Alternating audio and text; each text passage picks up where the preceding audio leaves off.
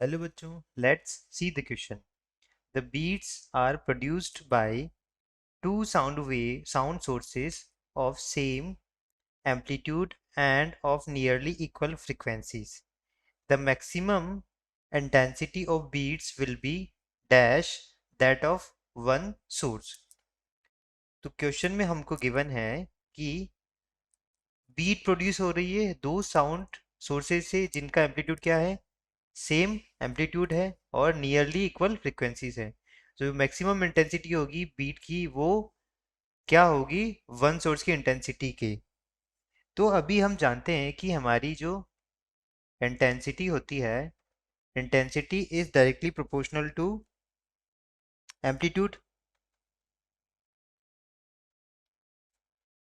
तो यहाँ पर maximum possible amplitude from the two sounds कितना हो सकता है. यहाँ से अगर निकालें हम maximum possible amplitude from the two sound waves, from the two sound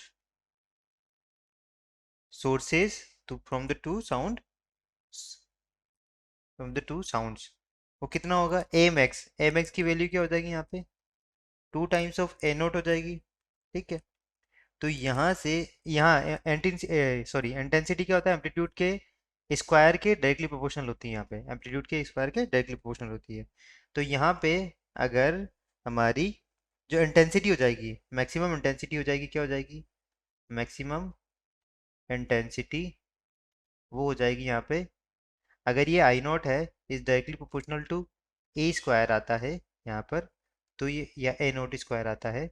तो आई मैक्स क्या हो जाएगा हमारा, I max is will be directly proportional to क्या क्या हो जाएगा, टू ए नोट का होल स्क्वायर. इसको मैं क्या लिख सकता हूँ, फोर ए नोट का four A naught square I max. तो यहाँ से अगर इनको इक्वेट किया जाए तो क्या होगा, आई मैक्स जो होगा वो क्या हो जाएगा, four times of I note. यानी जो भी इंटेंसिटी होगी एक इंडिविजुअल सोर्स की, वो उसका क्या होगा, फोर टाइम्स होगा. तो यहाँ से ऑप्शन कौन सा करेक्ट हो जाएगा हमारा, ऑप्शन नंबर सी हमारा करेक्ट हो जाएगा. That is the maximum intensity of beats will be four times of that of one source. तो करेक्ट आंसर हो जाएगा हमारा option number C. I hope you understood it well. Best of luck.